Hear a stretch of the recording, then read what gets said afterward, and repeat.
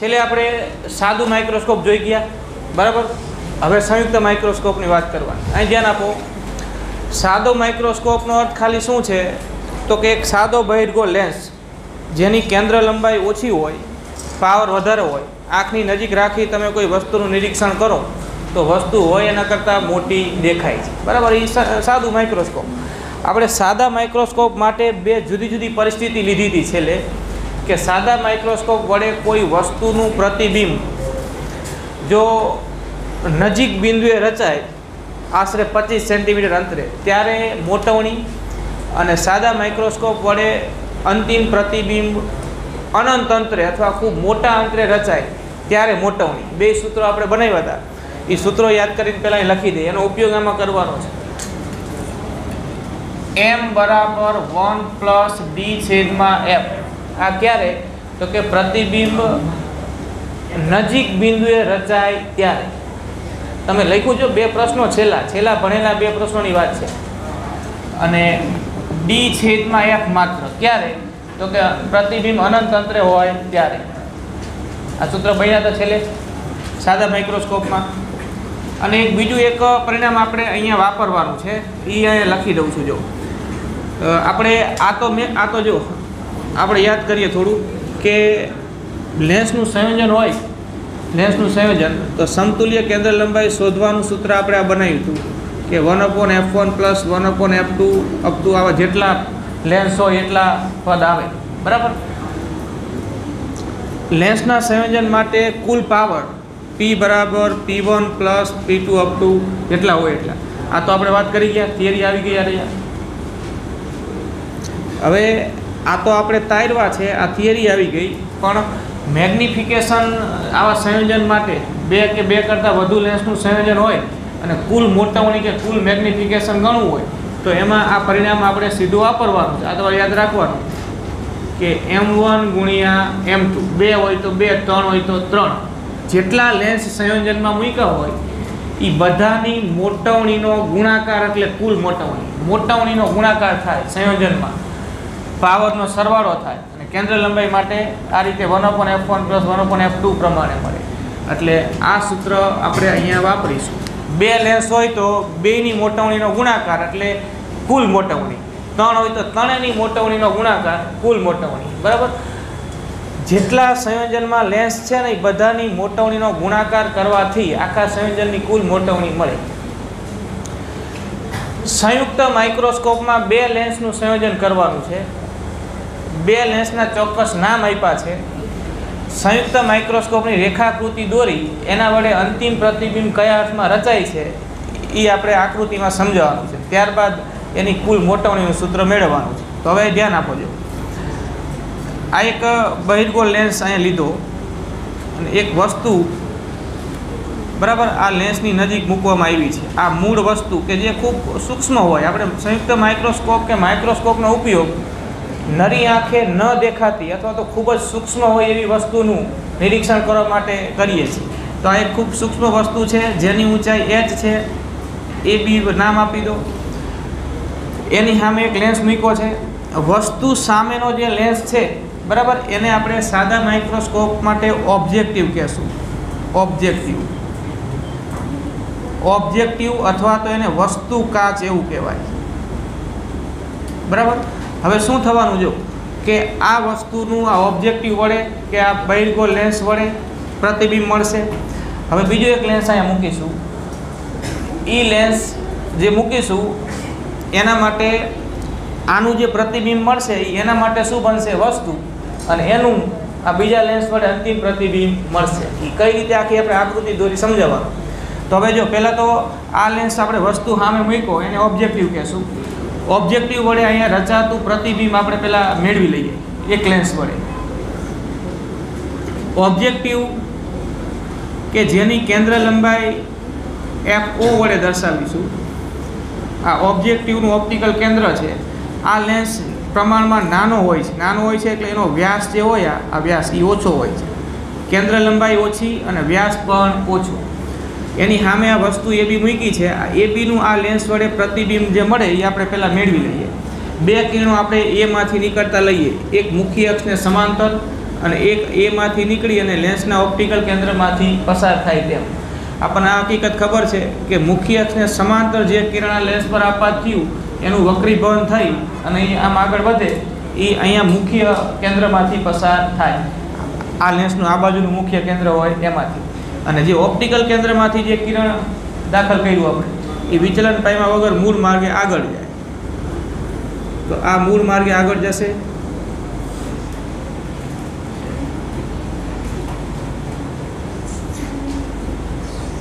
બરાબર.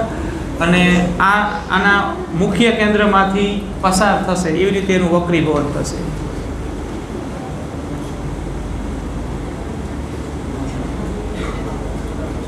આ બંને કિરણો એકબીજાને જ્યાં છેદે આ મુખ્ય કેન્દ્ર થયું. આ જો મુખ્ય કેન્દ્ર થયું તો એના ઓપ્ટિકલ કેન્દ્રથી આ મુખ્ય કેન્દ્ર સુધીનું અંતર એની શું થઈ? કેન્દ્ર લંબાઈ. જો ધ્યાન આપજો, આ બધું લાંબી વાત છે બધી.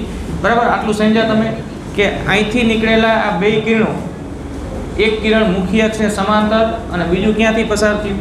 ઓપ્ટિકલ કેન્દ્રમાંથી. મુખ્ય અક્ષને સમાંતર આપાત થતું કિરણ વક્રીભવન પામી આ લેન્સના આ બાજુના મુખ્ય કેન્દ્રમાંથી પસાર થઈને આગળ વધે. ઓપ્ટિકલ કેન્દ્રમાંથી પસાર થતું કિરણ બિલકુલ વક્રીભવન કે વિચલન પામ્યા વગર મૂળ માર્ગે જ આગળ વધે. એ બંને એકબીજાને જ્યાં છેદે ત્યાં આ એનું પ્રતિબિંબ શું રચાય? એ ડેશ. બરાબર. હવે એ ડેશ જ્યાં રચાણું અહીંયાથી મુખ્ય અક્ષ પર લંબ દોરી દો. આ એ ડેશમાંથી મુખ્ય અક્ષ પર લંબ દોરી દો તો આને નામ આપો બી ડેશ. તો આ એ ડેશ બી ડેશ કે જેની ઊંચાઈને કહી દો એચ ડેશ. તો આપેલ ઓબ્જેક્ટિવ કે આ બહિર્ગોળ લેન્સ વડે વસ્તુ એબીનું આ પ્રતિબિંબ રચાણું, જે આકૃતિ પરથી આપણે એનો પ્રકાર નક્કી કરી શકીએ કે ઉલટું છે, વાસ્તવિક છે, કિરણો કેન્દ્રિત થાય છે. અહીંયા જો આ કિરણો કેન્દ્રિત થયા ને આ ભાઈ, ઉલટું, વાસ્તવિક અને વસ્તુ કરતાં કેવું? મોટું. આના વડે મળતું પ્રતિબિંબ. હવે આપણે અહીંયા એક બીજો લેન્સ મૂકીશું. જે લેન્સ અહીંયા મૂકવાનો છે એ આના કરતાં મોટો, એટલે કે એનો વ્યાસ આના કરતાં મોટો, એની કેન્દ્ર લંબાઈ પણ આના કરતાં પ્રમાણમાં વધારે. એક મોટો લેન્સ અહીંયા મૂકવાનો.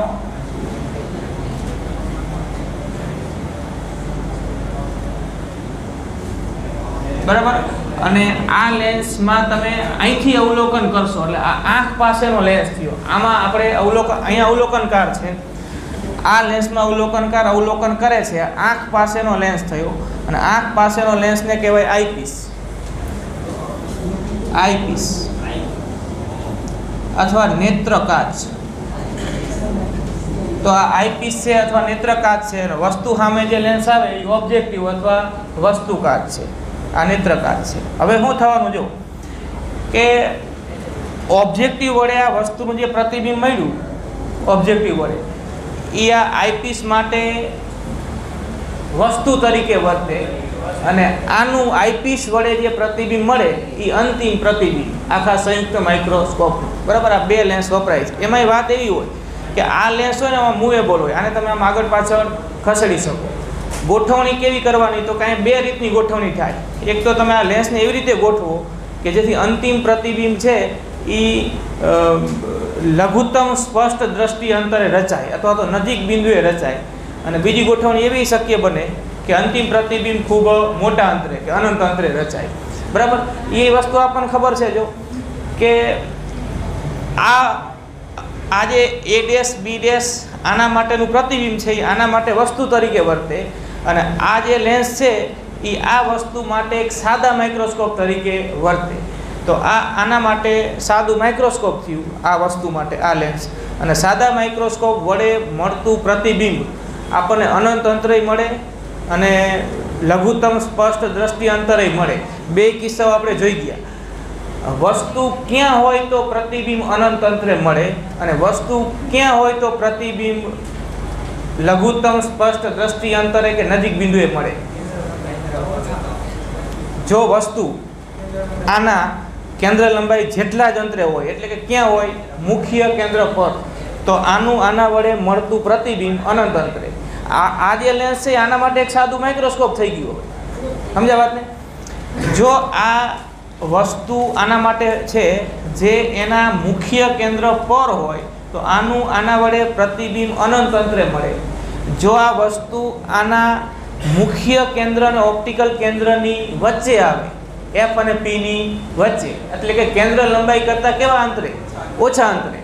તો એ ઓછું અંતર એક ચોક્કસ એવું મળે કે જેથી પ્રતિબિંબ આના વડે જે મળે એ લઘુત્તમ સ્પષ્ટ દ્રષ્ટિ અંતરે મળે. આ બે કિસ્સાઓ આપણે જોઈ ગયા છે.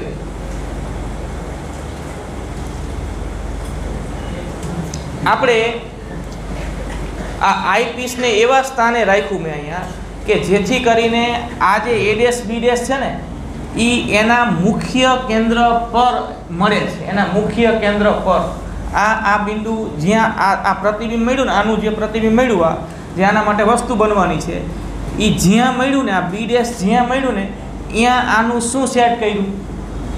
મુખ્ય કેન્દ્ર. આને આગળ પાછળ ખસેડી શકાય. તો એનું મુખ્ય કેન્દ્ર અહીંયા આપણે લીધું હોય તો પછી અહીંથી આના ઓપ્ટિકલ કેન્દ્ર વચ્ચેનું જે અંતર થાય એની શું કહેવાય? કેન્દ્ર લંબાઈ. એફ ઈ આઈપીસની કેન્દ્ર લંબાઈ. તો હવે તમે જો આ છે આના માટે વસ્તુ તરીકે વર્તે, એ એના મુખ્ય કેન્દ્ર પર છે, તો આના વડે રચાતું પ્રતિબિંબ ખૂબ જ મોટા અંતરે અહીંયા જે અવલોકનકાર અવલોકન કરે છે એને દેખાશે. એ આપણે દર્શાવીએ. જો હવે આ બે કિરણો અહીંથી છેદી ગયા, એનું પ્રતિબિંબ એ ડેશ મળી ગયું. હવે આ કિરણોને આગળ લંબાવો ને, આને આમ આગળ લંબાવો ને, તો આ બે કિરણો હવે ક્યાંથી નીકળ્યા કહેવાય? એ ડેશમાંથી. આની પર આપાત થાય. આ ખાલી રેખાકૃતિ છે જો કે, બરાબર. અહીંયા અવલોકનકાર, અહીંયા આંખ છે, આમ વિચારો, એને આમ પાછળ લંબાવો.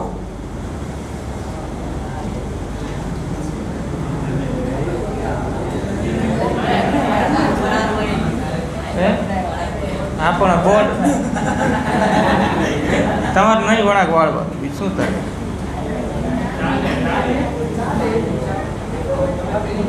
જો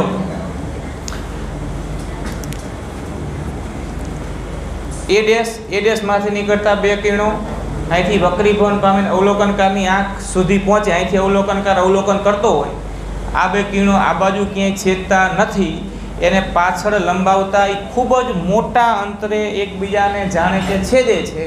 એટલે કે આ એનું અંતિમ પ્રતિબિંબ, ને એ ડેશનું પ્રતિબિંબ, એ ડબલ ડેશ અહીંયા મળશે. અને અહીંયાથી મુખ્ય અક્ષ પર લંબ દોરી દો તો આ બી ડબલ ડેશ. તો આ મૂળ વસ્તુ આ છે. મૂળ વસ્તુ આ રહી. આનું પ્રતિબિંબ A dash B dash, A dash B dash આના માટે વસ્તુ, અને આ લેન્સ વસ્તુ એ ડેશ બી ડેશ માટે એક સાદું માઇક્રોસ્કોપ, અને આ સાદા માઇક્રોસ્કોપ માટે વસ્તુ એના મુખ્ય કેન્દ્ર પર રહેલી વસ્તુનું સાદા માઇક્રોસ્કોપ વડે મળતું પ્રતિબિંબ આભાસી ઉલટું ખૂબ જ મોટું, એનાથી ખૂબ મોટા અંતરે હોય છે.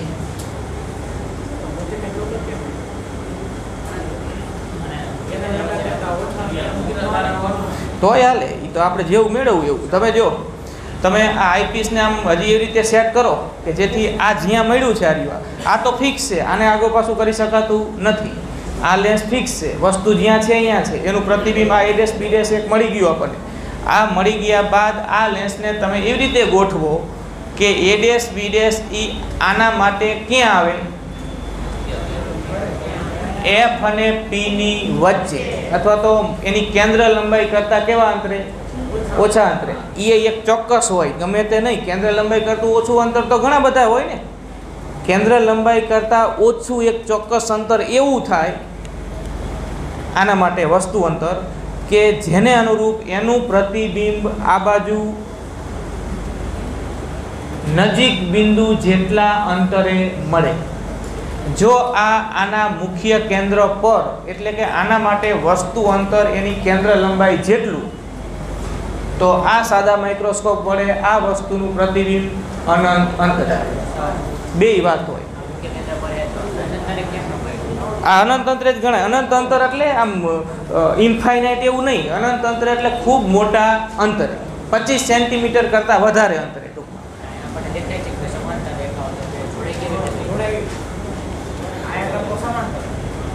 એટલે એવી વાત નથી. જો અહીંયા આ રેખાઓ અહીંયા ક્યાંય છેદી અને આનું વાસ્તવિક પ્રતિબિંબ નહીં રચે. પાછળ છેદ એટલે એમ નહીં, એમ તો અનંત અંતરે જઈ નહીં, તમે એમ બોલો છો. જો વાત આ બધું છે ને, જો ધ્યાન આપો. આ વસ્તુ કેવી છે? જો એવું નથી. આ અંતર્ગોળ અરીસો છે, અરીસો કે લેન્સ બેમાં આ વસ્તુ તો હકીકત હકી છે કે તમે વસ્તુને એક પર મૂકો, એક પર, તો એકમાંથી નીકળતા કિરણો અહીંયા આપાત થઈ અને પરાવર્તન પામી મુખ્ય અક્ષને કેવા બને? તો એ આમ મોટા અંતરે જાય તો આપણે એનું પ્રતિબિંબ રચાશે જ નહીં એવું ન કહેવાય. એક પર મૂકેલી વસ્તુનું પ્રતિબિંબ અનંત અંતરે રચાશે.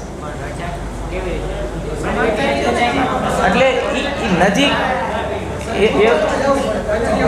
નજીક ક્યાંય કેન્દ્રિત નથી થતું, એ મોટા અંતરે જઈ અને ભેગા મળે છે એમ કહેવાય.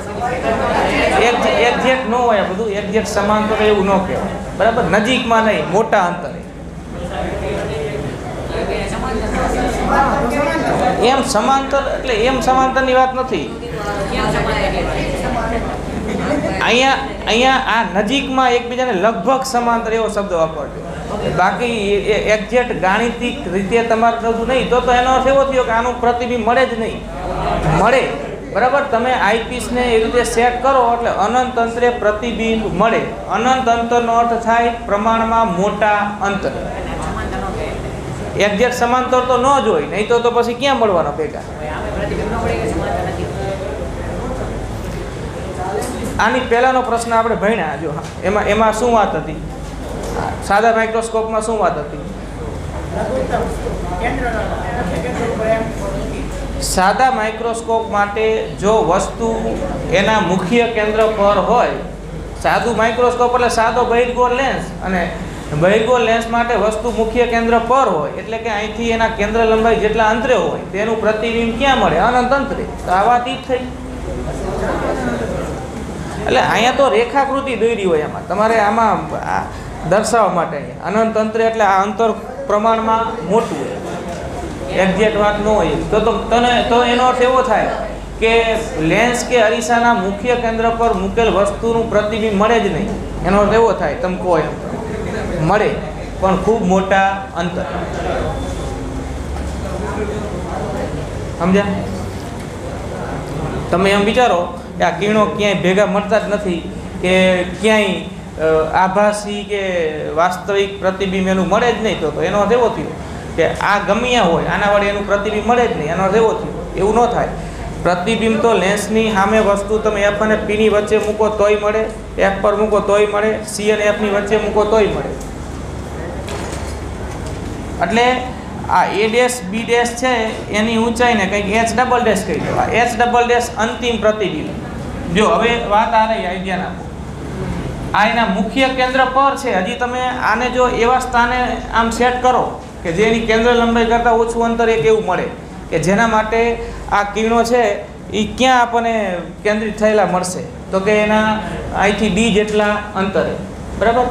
આ અંતર પ્રમાણમાં મોટું, એને કંઈક ડી ડેશ કહી દઈએ. અનંત અંતરનો અર્થ ઇન્ફાઇનાઇટ નહીં. અનંત અંતર એટલે પ્રમાણમાં મોટા અંતર. અને બીજી વાત જો કે આ જે અંતર છે, આ અંતર એટલે આકૃતિ પરથી કયા કયા બે બિંદુ વચ્ચેનું અંતર થયું? વિચારો, કયા બે બિંદુ વચ્ચેનું અંતર? તો કે આ ઓબ્જેક્ટિવનું આ બાજુનું મુખ્ય કેન્દ્ર અને આઈપીસનું આ બાજુનું મુખ્ય કેન્દ્ર. આ બેના મુખ્ય કેન્દ્ર જ થયા ને. જો આપણે એને એફ પર સેટ કર્યું છે, આનું મુખ્ય કેન્દ્ર થયું, અહીંયા છેદે છે. તો ઓબ્જેક્ટિવનું આ સાઈડનું આ મુખ્ય કેન્દ્ર અને આઈપીસનું આ બાજુનું આ મુખ્ય કેન્દ્ર વચ્ચે જે આ ગેપ છે એને એલ વડે દર્શાવ્યું. એને કહેવાય સંયુક્ત માઇક્રોસ્કોપની ઓપ્ટિકલ લંબાઈ. આ એલ છે ને એને ઓપ્ટિકલ લંબાઈ કહેવાય. ઓપ્ટિકલ લંબાઈ એલ. જો હવે ધ્યાન આપો, આપણે આટલી માહિતી પહેલા આપવાની. જો હજી આ કન્ફ્યુઝનમાં ના રહેશો. આ લેન્સ હોય કે અરીસો હોય, જો એક વસ્તુ વ્યવસ્થિત સાંભળી લો. લેન્સ હોય કે અરીસો હોય, એના મુખ્ય કેન્દ્ર પર રહેલી વસ્તુનું પ્રતિબિંબ લેન્સથી અનંત અંતરે મળે. ન મળે એવું નહીં, અનંત અંતરે મળે. વાત ઈ છે અહીંયા. અને અનંત અંતરે એટલે પ્રમાણમાં મોટા અંતરે, બરાબર. અહીંયા આપણે ખાલી રેખાકૃતિ દોરવાની હોય. આ ડોટ ડોટ લાઈન જે કરી હોય ને એ એક્ઝેક્ટ ભૂમિતિ લાગુ નહીં પાડવાની. પછી એ જે મૂળ હકીકત છે ને એને સૂચવવા માટે આપણે આ દોરતા હોય. ના પણ તમે કહો એ પ્રમાણે વિચારી તો એનો અર્થ એવો થાય કે આના મુખ્ય કેન્દ્ર પર રહેલી વસ્તુનું પ્રતિબિંબ ક્યાંય મળે જ નહીં. પણ એવું ન થાય. મુખ્ય કેન્દ્ર પર રહેલી વસ્તુનું પ્રતિબિંબ મોટા અંતરે મળે. એ હકીકત અહીંયા આપણે આ બોર્ડમાં તો આ રીતે જ આપણે દર્શાવી શકીએ. આ અંતર પ્રમાણમાં મોટું, બરાબર. હવે આટલી માહિતી આપી દઈએ પહેલા કે સંયુક્ત માઇક્રોસ્કોપ બે બહિર્ગોળ લેન્સનો બનેલું છે.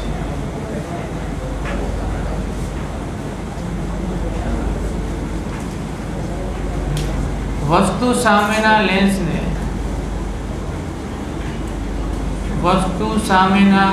લેન્સને ઓબ્જેક્ટિવ અને આંખ પાસેના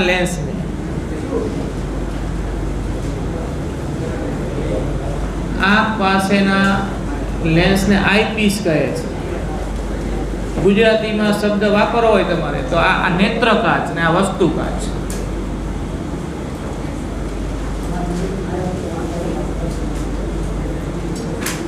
ઓબ્જેક્ટિવની કેન્દ્ર લંબાઈના વ્યાસ ઓછા હોય છે.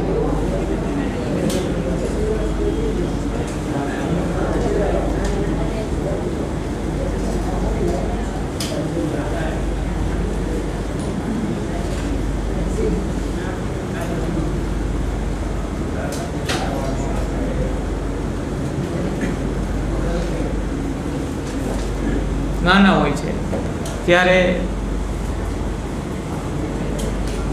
આઈપીસ ની કેન્દ્ર લંબાઈ વ્યાસ વધારે હોય છે.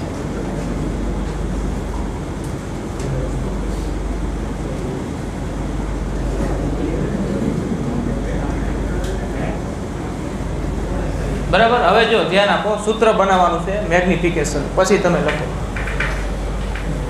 આકૃતિમાં જો અહીં ધ્યાન આપો.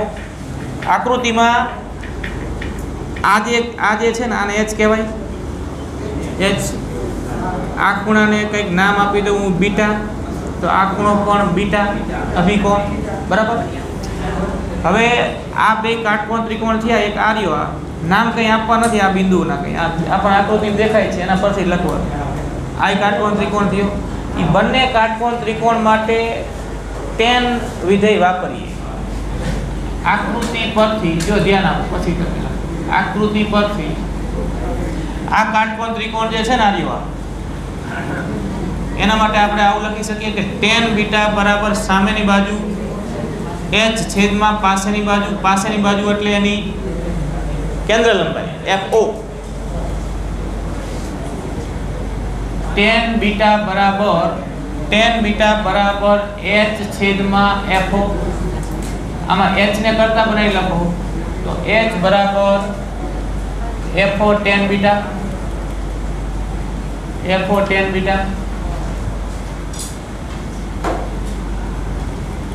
એવી જ રીતે આ ત્રિકોણ માટે જો આના માટે tan બીટા બરાબર, બોલો શું લખશું? tan બીટા બરાબર h ડેશ છેદમાં l. આ બે કાટકોણ ત્રિકોણ માટે tan વિધેય વાપર્યું, બીજું કંઈ નથી કર્યું. અહીંયા બીટા છે તો tan બીટા બરાબર h છેદમાં FO, અને આ ત્રિકોણ માટે tan બીટા બરાબર h ડેશ સામેની બાજુ h ડેશ છેદમાં પાછળની બાજુ l, h ડેશ છેદમાં l. હવે આમાં h ડેશ ને કરતા બનાવી લખો તો h ડેશ બરાબર l tan બીટા. હવે જો આપણી પાસે ઓબ્જેક્ટિવ માટે વસ્તુની ઊંચાઈ અને ઓબ્જેક્ટિવના પ્રતિબિંબની ઊંચાઈ છે. આ h એટલે ઓબ્જેક્ટિવના વસ્તુની ઊંચાઈ અને h ડેશ એટલે ઓબ્જેક્ટિવના પ્રતિબિંબની ઊંચાઈ. આ તો આનું તો પ્રતિબિંબ કહેવાય ને, તો ઓબ્જેક્ટિવની મોટવણી મળી જાય. હવે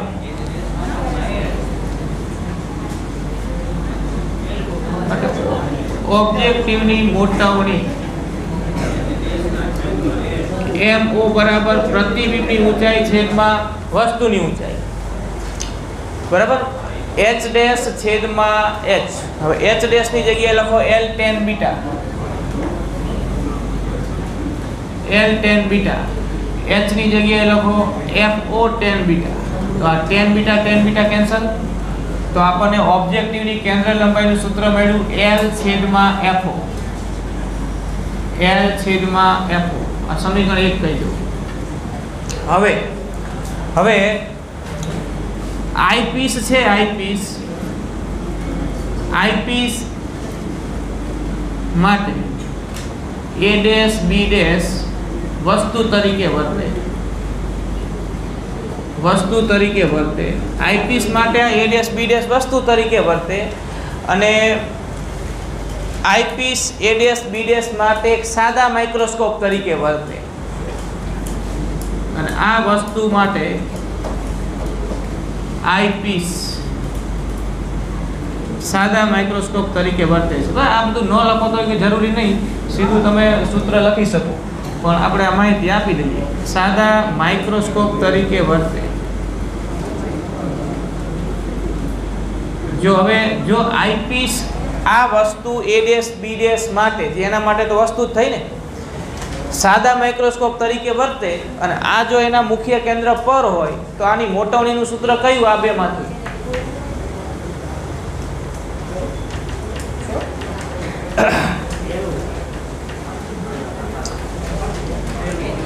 A ડેશ B ડેશ આના માટે શું છે? વસ્તુ ક્યાં છે? તો કે આના મુખ્ય કેન્દ્ર પર.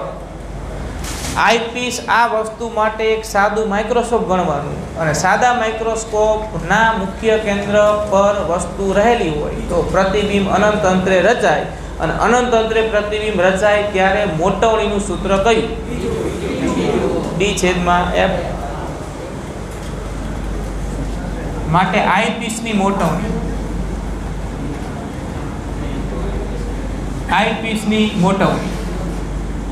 ME બરાબર D છેદમાં F. F એટલે જેમ સાદું માઇક્રોસ્કોપ છે એની કેન્દ્ર લંબાઈ. તો અહીંયા આના માટે તો આ સાદું માઇક્રોસ્કોપ એની કેન્દ્ર લંબાઈની સંજ્ઞા શું છે? FE. એટલે FE. આ સમીકરણ નંબર 2. હવે આખા સંયુક્ત માઇક્રોસ્કોપની કેન્દ્ર લંબાઈ, હવે આ હકીકત વાપરવાની. બેની મોટવણી કે સંયુક્ત માઇક્રોસ્કોપની મોટવણી, તો બેની મોટવણીનો શું કરવાનો? ગુણાકાર. આ સૂત્ર તારવી શકાય પણ એ તમને કોર્સમાં તારવેલું નથી, તો તમારે તારવીને યાદ રાખવાની જરૂર નહીં, સૂત્ર સીધું યાદ રાખો. મોટવણીનો ગુણાકાર થાય લેન્સના સંયોજન માટે. તો આ બે લેન્સનું સંયોજન છે તો મોટવણીનો ગુણાકાર કરશું. M બરાબર MO ગુણ્યા શું લખવાનું? ME. બેના સૂત્રો ગુણી નાખો. સંયુક્ત માઇક્રોસ્કોપ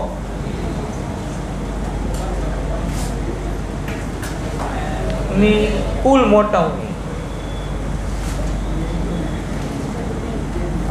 M બરાબર MO ગુણ્યા ME. MO એટલે L છેદમાં FO અને ME એટલે D છેદમાં F. તો આ આપણું સૂત્ર. સંયુક્ત માઇક્રોસ્કોપની મોટવણીનું સૂત્ર છે. કયા સ્વરૂપમાં છે આ કયા સ્વરૂપમાં? તો કે એની ઓપ્ટિકલ લંબાઈ, બેની કેન્દ્ર લંબાઈ અને D એટલે લઘુત્તમ સ્પષ્ટ દ્રષ્ટિ અંતર.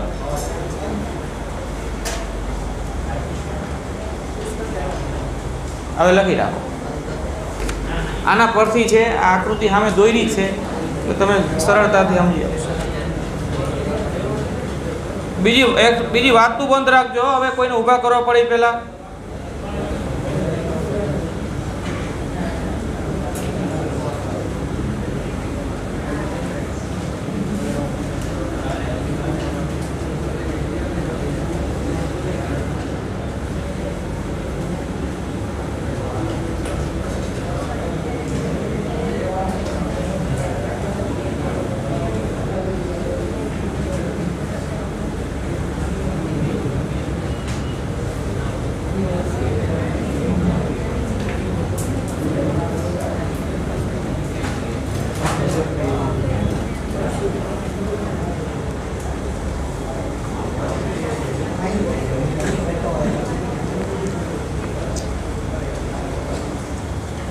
જો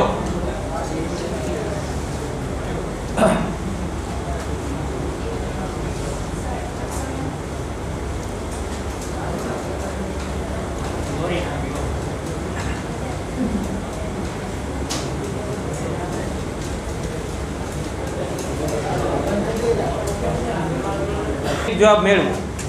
આકૃતિ અહીં દોરેલી છે, એ લખેલું પણ છે જ અહીંયા.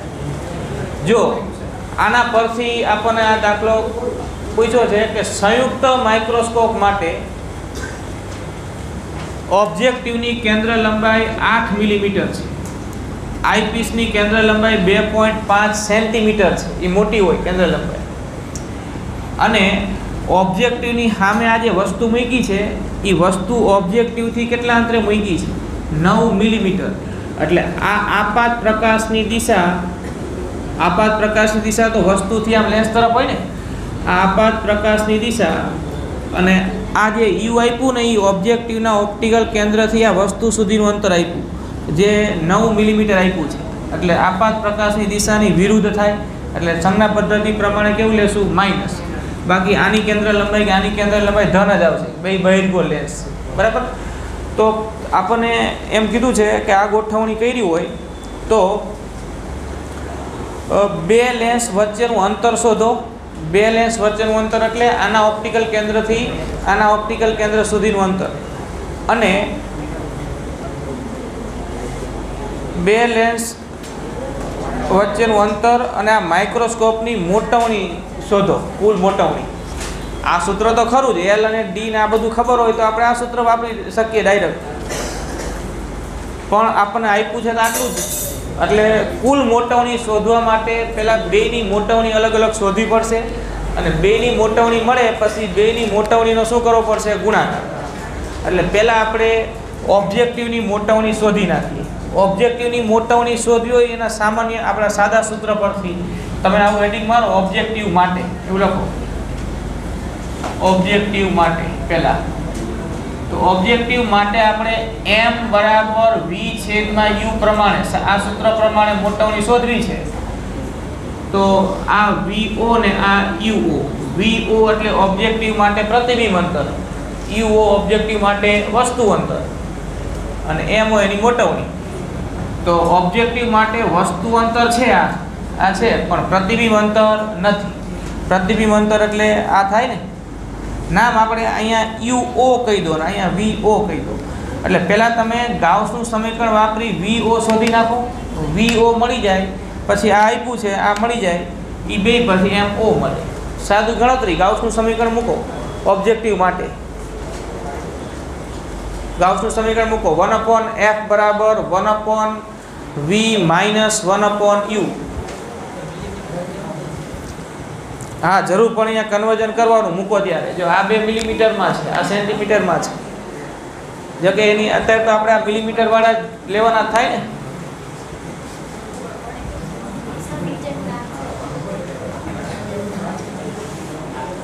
જો આટલી ગણતરી કરો પહેલાં તમે. આ આપણે જોઈએ છે એના માટે ગાઉસનું સમીકરણ મૂકો પહેલાં. ઓબ્જેક્ટિવ માટે આવું હેડિંગ મારીને ગાઉસનું સમીકરણ. તો 1/f બરાબર 1/v - 1/u. ઓબ્જેક્ટિવ માટે છે તો બધે આમ vo, uo ને fo એવું લખી દો. આના વડે તમે vo શોધો, ઓબ્જેક્ટિવ માટે પ્રતિબિંબ અંતર. હા, ઈ આગળના બીજા જવાબ માટે જરૂરી છે, એટલે એ પહેલાં મેળવી લો. મળી ગયું? હા, એ આ મળી ગયું ને. હવે vo મળી જાય, u આપ્યું છે એટલે m મળી જાય, mo. 1/vo બરાબર 1/fo પ્લસ 1/u. fo એટલે 8 મિલીમીટર, uo એટલે -9 મિલીમીટરમાં છે, એટલે કંઈ ફેરફાર કરવાની જરૂર નહીં. આ મિલીમીટરમાં છે ને, I મિલીમીટરમાં I મિલીમીટરમાં આ માઈનસમાં આવે u 1/8 માઈનસ 1/9 આ તમે ગણતરી કરી નાખો આમ લસા લઈ એટલે vo મળશે 72 આવ્યો ને 72 મિલીમીટર પ્લસમાં આવશે માઈનસમાં નહીં પ્લસમાં જો આપાત પ્રકાશની દિશામાં હવે MO શોધો MO બરાબર એટલે કે ઓબ્જેક્ટિવની મોટવણી બરાબર v/u કે vo/u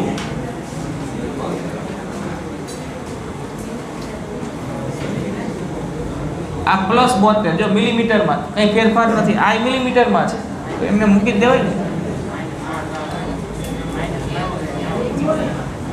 માઈનસ નિશાની સહિત જ મૂકવાનું પાછું -9 તો -8 આવ્યું માઈનસ કેમ આવ્યું તો કે પ્રતિબિંબ ઉલટું છે વસ્તુ કરતા 8 ગણું મોટું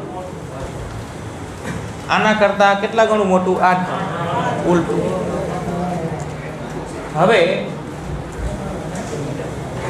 આપણને એમ કીધું છે કે પ્રતિબિંબ છે ને જો અહીં ધ્યાન આપો અંતિમ પ્રતિબિંબ જે છે અંતિમ પ્રતિબિંબ એટલે આરીવા આના વડે મળતું અંતિમ પ્રતિબિંબ નજીક બિંદુએ મળે છે એટલે કે અનંત અંતરે નહીં 25 સેન્ટીમીટર જેટલા અંતરે એવું કહી દીધું રકમમાં તો હવે આની મોટવણીનું સૂત્ર કયું આ બેમાંથી એના તો તૈયાર સૂત્રો છે m બરાબર 1 + d/f મૂકો d બરાબર 25 સેન્ટીમીટર f કી સેન્ટીમીટરમાં જ છે ને જો ને કંઈ ફેરવાની જરૂર નહીં હા એ તો ફેરવી નાખશું બસ એ મોટો ઇસ્યુ નથી સેન્ટીમીટર મિલીમીટર પહેલાં તમે મૂકો બરાબર એ સેન્ટીમીટરનું મિલીમીટર કે મિલીમીટરનું સેન્ટીમીટર એ અહીંયા કોઈ મોટો ઇસ્યુ નથી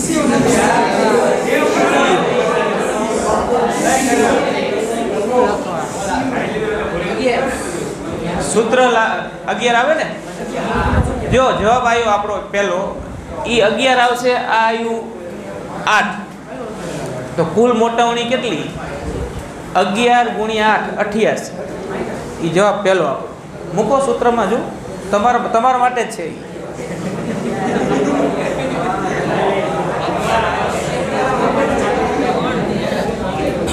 હવે આ ઓબ્જેક્ટિવની મોટવણી મળી ગઈ હવે ઉપર હેડિંગ મારવાનું આઈપીસ માટે મોટવણી આઈપીસ માટે મોટવણીનું આ સૂત્ર લખો એટલું